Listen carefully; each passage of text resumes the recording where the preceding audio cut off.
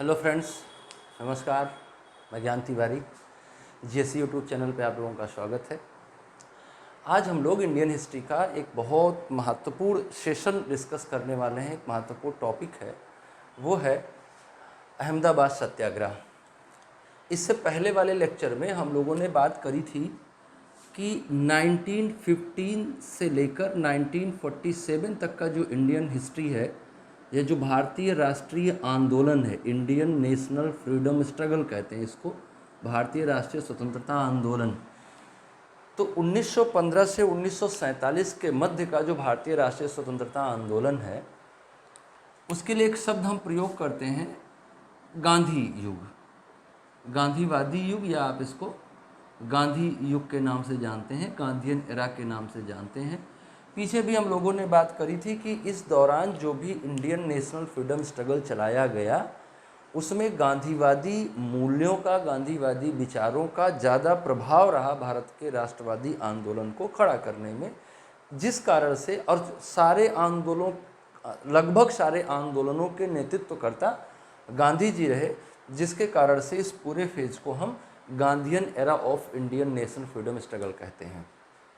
Point ये है कि इनमें से अगर हम देखें कि 1915 से 1919 के बीच में, 1919 में गांधी जी ने रॉलेट सत्याग्रह प्रारंभ किया।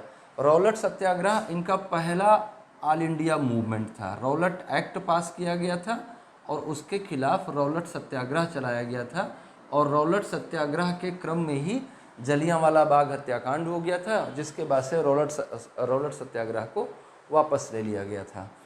तो 1915 से लेकर 1919 के बीच में जो आंदोलन चल रहे हैं वो बहुत प्रारंभिक हैं, और वो दो तरह की प्रवृत्तियों से जुड़े हुए हैं। वो उनमें क्षेत्रीयता है, कहीं विशिष्ट जगह पर कोई समस्या हो रही है, गांधी जी वहाँ जा रहे हैं, और उनमें वर्गीयता भी है। हालांकि भारतीय राष्ट्रीय कांग्रेस हमेशा अपने आप को वर्गीय चेतना से मुक्त रखने का प्रयास करती थी, लेकिन गांधी का जो व्यक्तित्व था वो कुछ इस तरह से था कि कांग्रेस बौनी साबित हो जाती थी उनके आगे, तो उनको अपने हिसाब से ही चीज़ें करनी थी।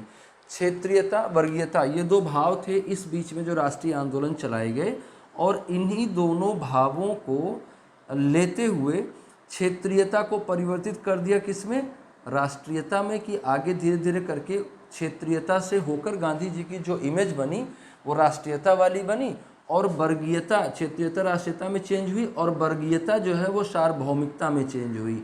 तो आगे जब भी गांधी जी कोई भी आंदोलन चलाते थे तो वो किसी एक वर्ग के लिए कोई संदेश नहीं देते थे कि किसान ऐसा करें, मजदूर ऐसा करें, गवर्नमेंट सर्वेंट ऐसा करें, व्यापारी ऐसा करें, ऐसा नहीं था। या किसी एक विशेष समुदाय को लेकर कोई आंदोलन नहीं चलाते थे गांधी।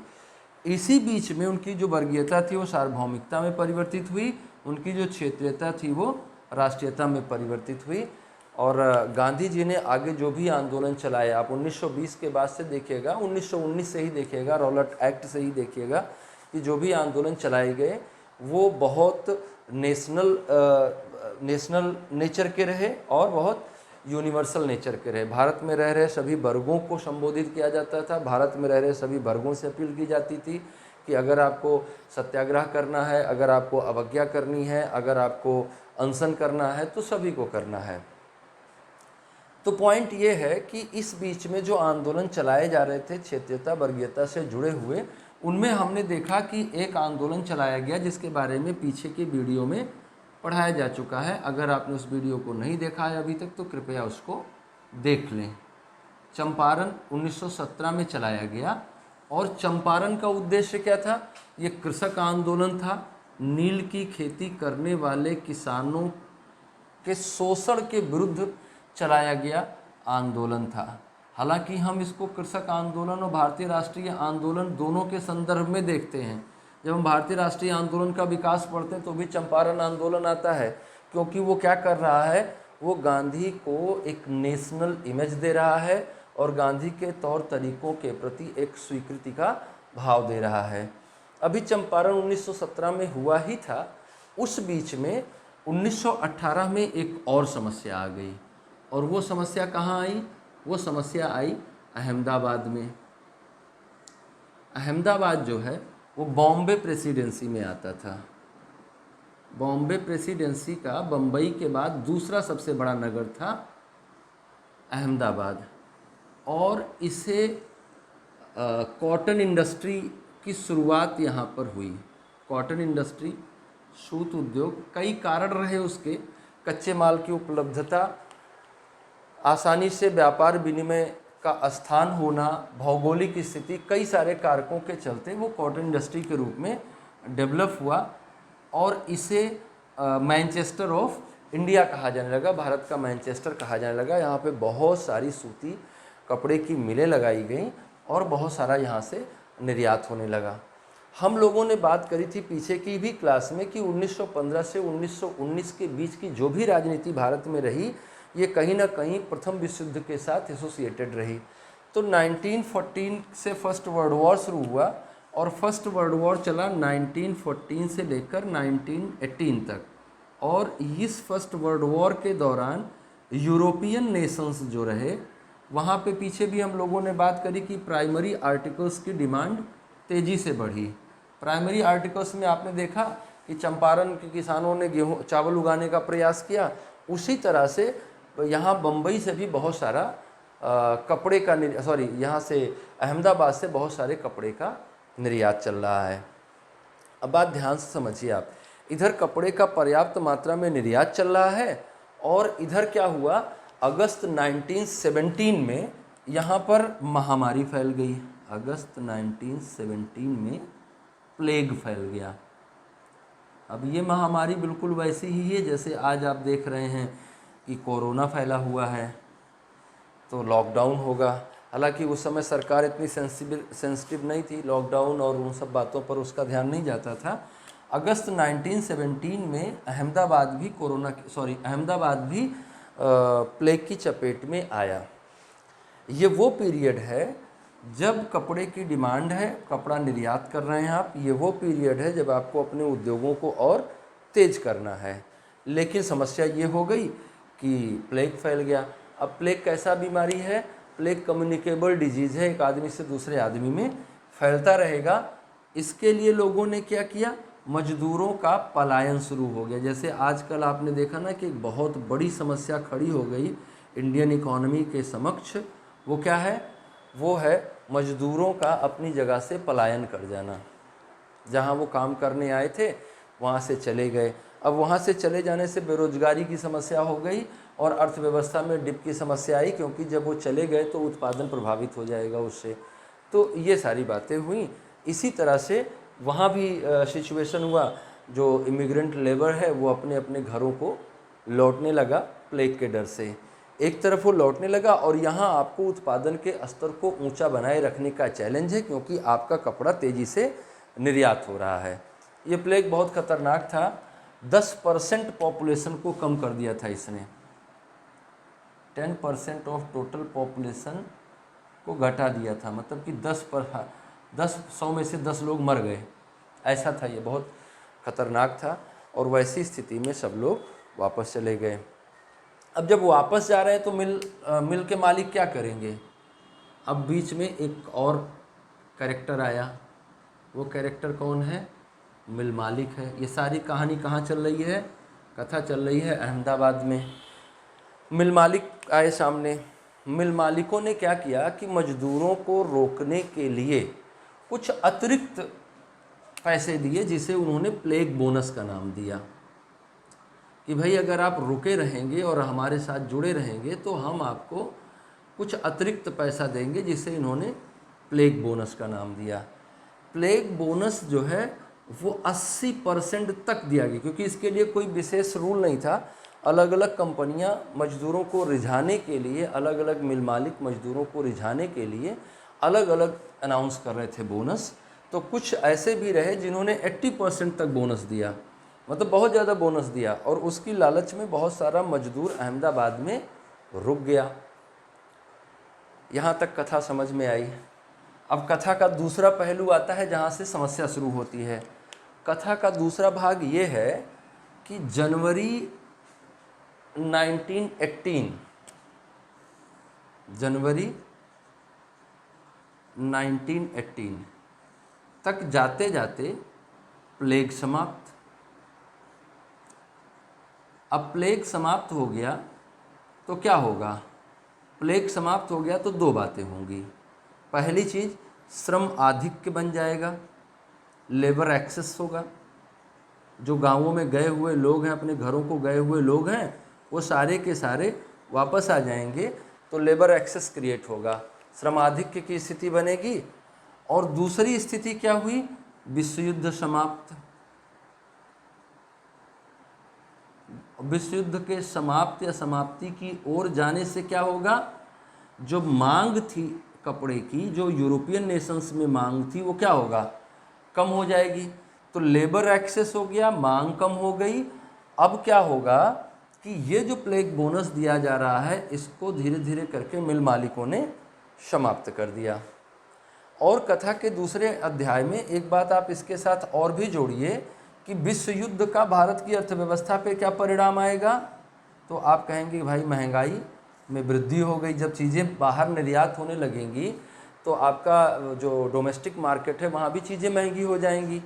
जब चीज़ों का निर्यात बढ़ जाएगा, अभी देखो सरकार ने इसेंशियल कमोडिटीज़ एक्ट से वस्तुओं को बाहर किया, रिजल्ट आपके सामने है। जिन जिन चीज़ों को बाहर किया, अभी महीने भर भी नहीं हुआ इसेंशियल कमोडिटी एक्ट में संशोधन किए हुए, और चीज़ों की कीमतें बढ़ने लगीं, क्योंकि अब वो आसानी से इंटरनेशनल मार्केट में कहीं भी बेचे जा सकते हैं। इनफैक्ट है ना, इसेंशियल कमोडिटीज एक्ट में था तो उनका एक लिमिट मेंटेन करना आपको ज़रूरी था। सरकार एक निश्चित स्टॉक मेंटेन करने के बाद ही निर्यात कर सकती है, और जो स्टॉकिस्ट हैं उनको भी स्टॉक लिमिट एक्ट लगाया जा सकता है, उसके बाद उनको मार्केट में लाना ही लाना होगा। खैर अभी पॉइंट वो नहीं है।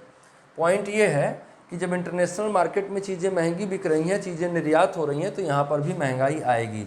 तो प्रथम विश्व युद्ध ने भारत में क्या दिया? महंगाई दिया, बेरोजगारी दिया। तो महंगाई की स्थिति बनी है, श्रम आधिक्य की स्थिति बनी है, और मांग घटी हुई है। तो बहुत ही ख़राब सिचुएशन है ये मार्केट की। हुआ ये कि इस महंगाई के चलते मिल मजदूरों ने कहा कि जैसे आजकल हम वेतन कैसे तय करते हैं, आजकल हमारे पास कंज्यूमर प्राइस इंडेक्स है, और वो कंज्यूमर प्राइस इंडेक्स हमारे पास दो तरह का है। वो इंडस्ट्रियल वर्कर के लिए अलग है, और जो रूरल वर्कर्स हैं, एग्रीकल्चरल वर्कर्स हैं, उनके लिए अलग है। तो उनकी ये इंडेक्स क्या करते हैं? ये इंडेक्स इस बात को तय करते हैं कि किसी को सर्वाइव करने में कितना पैसा चाहिए। तो जितना सर्वाइवल कॉस्ट है, जितना लिविंग कॉस्ट है, उसके हमारे संविधान में भी इस तरह की व्यवस्था दी गई है कि हमें जो मिनिमम वेजेज तय किए जाएं सरकार द्वारा, वो इस तरह से किए जाएं जिससे लोगों का जीवन निर्वाह आसानी से हो सके, लिविंग कॉस्ट निकलती रहे। तो पॉइंट ये है कि भाई यहाँ पर तो ऐसा कोई इंडेक्स था नहीं कि लिविंग कॉस्ट क्या है, कैसे है। तो मजदूरों ने मांग की कि भाई महंगाई बढ़ गई है, और वैसी बढ़ी हुई महंगाई में आप प्लेग बोनस को डिसकंटिन्यू मत करें, उसको आगे भी कंटिन्यू करें। तो ये तो गड़बड़ बात है, क्योंकि उन्होंने कहा भाई हम कंटिन्यू नहीं करेंगे, आपको नौकरी करनी है तो करिए, नहीं करनी है तो आप जाइए। अहमदाबाद मिल ओनर्स एसोसिएशन बना। हुआ ये था कि महंगाई के चलते प्लेग बोनस में 50% की मांग की गई।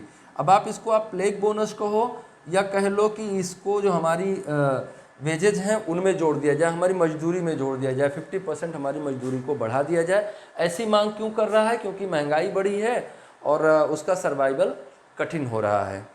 तो इन्होंने 50% की मांग करी। इनके विरोध में अहमदाबाद मिल ओनर्स एसोसिएशन बन गया, और उन्होंने मजदूरों को बाध्य किया कि भाई आपको जो पैसा मिल रहा है आप उसी पर काम करिए। और फिर बहुत सोच समझने के पहले तो उन्होंने कुछ भी नहीं देना चाहा, लेकिन श्रमिकों के दबाव में आकर श्रमिकों ने भी अपना एसोसिएशन बनाया। श्रमिकों के दबाव में आकर वो 20% बोनस देने के लिए तैयार हो गए। 20% बोनस देने के लिए वो तैयार हो गए, लेकिन मजदूर फिर भी हड़ताल पर चले गए। और जो अहमदाबाद मिल ओनर्स एसोसिएशन था, जिसके अध्यक्ष थे अंबालाल साराभाई, उनकी बहन थी अनुसुईया बेन साराभाई।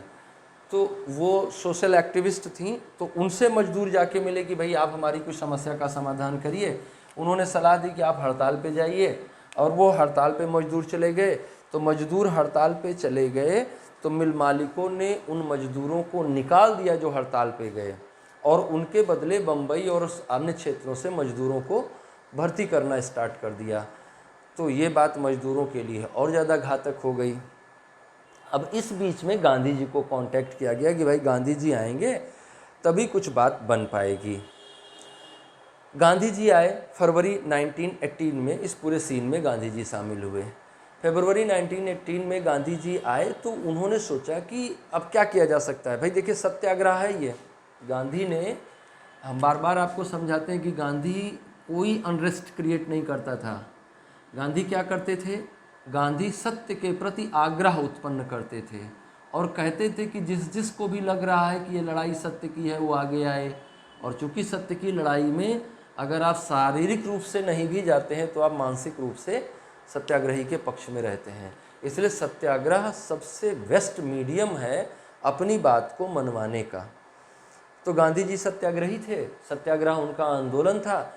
तो गांधी जी ने सोचा कि भाई एक ट्रिब्यूनल बनाया जाए और ट्रिब्यूनल के समक्ष मुद्दे को उठाया जाए। ट्रिब्यूनल तय कर देगा कि कितना चाहिए, क्या चाहिए, कैसा चाहिए।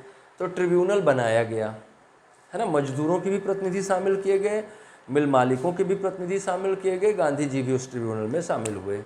लेकिन इन दोनों ही पक्षों में जो तनाव था उसके चलते वो ट्रिब्यूनल किसी भी निर्णय पर पहुंचने में असफल रहा। अब फिर क्या होगा? ट्रिब्यूनल किसी भी डिसीजन पे पहुंच नहीं पाया और ट्रिब्यूनल फाइनली फिर कहाँ पहुंचा? इसी 20% पे कि भाई 20% हम सैलरी हाइक करेंगे, 20% आपका वेतन बढ़ाएंगे। ट्रिब्यूनल इससे अधिक बढ़ाने के स्थिति में नहीं था। गांधी जी ने फिर क्या किया? गांधी जी ने एक स्टडी करी। वही जैसा कि गांधी सत्याग्रह करते हैं, तो सत्याग्रह कैसे होता है?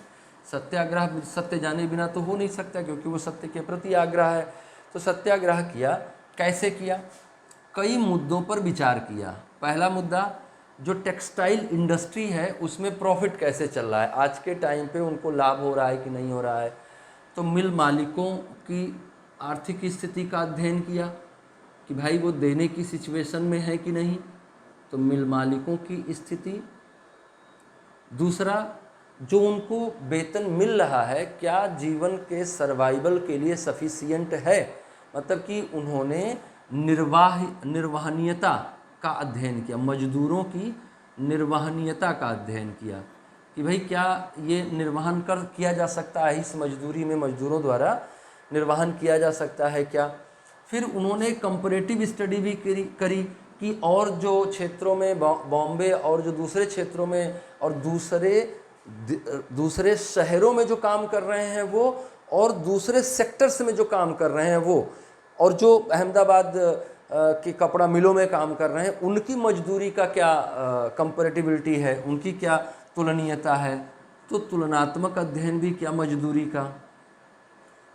अलग अलग देशों में, मतलब अलग अलग शहरों में और अलग अलग क्षेत्रों में काम कर रहे लोगों की क्या स्थिति है, श्रमिकों की क्या स्थिति है, मुद्रास्फीति की क्या स्थिति है, कितनी महंगाई बढ़ी है पहले की तुलना में, ये भी उन्होंने जानने का प्रयास किया। इन्फ्लेशन का क्या सिचुएशन है वो भी जानने का प्रयास किया, कितनी महंगाई बढ़ी है। इन सारे मुद्दों पर स्टडी करके गांधी को लगा कि भाई 35% सैलरी हाइक होनी चाहिए। कितनी परसेंट होनी चाहिए? ये सारे फैक्ट्स एंड फिगर्स याद रखिएगा, बहुत बार एग्जाम में पूछे जाते हैं। ये 35%, 20% है ना, और प्लेग बोनस, ये सारी बातें आप याद रखिएगा। तो गांधी किस पर खड़े हुए कि 35% सैलरी हाइक किया जाना चाहिए, 35% की वेतन वृद्धि की जानी चाहिए। अब 35% तो ये तैयार नहीं है, मिल मालिक तैयार नहीं है, तो 35% कैसे होगा? गांधी जी ने अपील की कि हे मजदूरों, सभी लोग हड़ताल पे चले जाओ।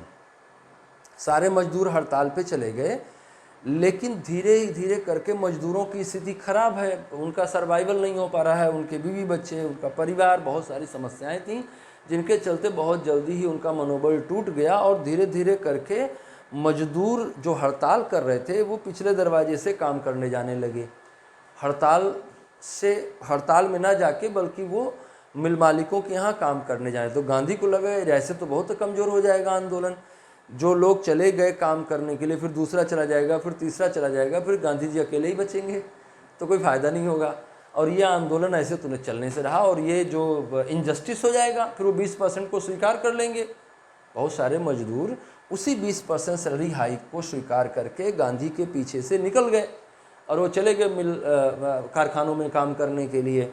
गांधी को लगा ऐसे तो गड़बड़ हो जाएगा और ये इनजस्टिस हो जाएगा, और जिनके पास ज़्यादा ताकत है वो हमेशा दबाते जाएंगे। और जिस तरह की लड़ाई हम लड़ रहे हैं, जिस तरह के भारत के निर्माण की लड़ाई लड़ रहे हैं, उस तरह का भारत तो बन नहीं पाएगा। हम चाहते हैं कि इक्वलिटी आए, तो कहाँ आ पाएगी ऐसे। तो गांधी ने कहा ये ठीक नहीं है। तो गांधी ने उन श्रमिकों के विरुद्ध, ये भी आप बात जानिए, गांधी ने उन श्रमिकों के विरुद्ध आमरण अनशन किया जो श्रमिक चले जा रहे थे उनको छोड़ के। तो गांधी ने आमरण अनशन किया, और ये बात थोड़ा बड़ी हो गई। और गांधी ने आमरण अनशन किया, और अंततः फिर गांधी का जो प्रभाव है उसको ध्यान में रखते हुए दोनों ही पक्ष इस मुद्दे पर तैयार हो गए। श्रमिक भी 35% पे मान गया, जो 50% की जिद लगाए बैठा था, हालांकि वो 20% पे ही मान ही गया था, तो वो भी 35% पे मान गया। और जो है मिल मालिकों को भी लगा कि गांधी मर जाएंगे तो दिक्कत हो जाएगी, तो वो भी जो है मान गए। और इस तरह से दोनों पक्षों के मध्य 35% प्लेग बोनस पर 35% वेतन वृद्धि पर एक समझौता हो गया, और ये आंदोलन गांधी का सफल हो गया, जो उन्होंने अहमदाबाद के कपड़ा मिल श्रमिकों के समर्थन में चलाया था। तो इस बात को आप ध्यान रखिएगा। इस आमरण अनशन को भी ध्यान रखिएगा। आमरण अनशन भी भाई बहुत बड़ी बात हो गई। आप जितने लोग वीडियो देख रहे हैं, आप में से सभी लोगों ने अपने घर में अपनी बात मनवाने के लिए कभी न कभी अनशन जरूर किया होगा, है ना। तो अनशन अभी तक गांधी के राजनीति में आने से पहले तक अनशन क्या था? अनशन था एक इमोशनल अत्याचार का तरीका। एक आपके पास क्या था? इमोशनल वेपन है। जैसे आप किसके लिए यूज करते हैं? मम्मी पापा के विरुद्ध यूज करते हैं। लेकिन सरकार के विरुद्ध, व्यवस्था के विरुद्ध ये एक हथियार बन सकता है। ये गांधी जी ने ही दुनिया को दिखाया कि अनशन भी एक हथियार बन सकता है। दरअसल पूरी की पूरी राजनीति जो है गांधी की, वो टिकी हुई है आत्मत्याग पर, आत्म बलिदान पर। तो आत्मत्याग, आत्म बलिदान का ये भी एक रूप है। जो आप घरों में करते थे, गांधी ने उसको राजनीति में जगह बना दी उसके लिए, और दुनिया को संदेश दिया कि भाई ये भी एक तरीका है अपनी बात मनवाने का। तो सत्याग्रह, अनशन, देखिए ना, सत्याग्रह में हमने पीछे क्लास में बताया था कि आपको कि सत्याग्रह क्या है? आत्मत्याग की भावना से युक्त एक तरीका है आंदोलन का। तो सत्याग्रह में आत्म बलिदान, आत्मत्याग। देखिए ना, हम अनशन कर रहे हैं, हम नहीं खाएंगे भाई, हम आपका हृदय परिवर्तन करने का प्रयास कर रहे हैं। तो आपके मम्मी पापा आप नहीं खाओगे तो उनको दर्द होने लगेगा। लेकिन जो सरकार को काहे का दर्द?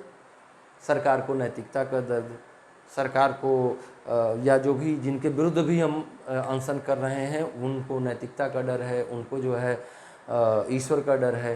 तो ये सारी चीज़ें जो हैं, ये आमरण अनशन एक हथियार के तौर पे गांधी जी ने पेश किया दुनिया के सामने।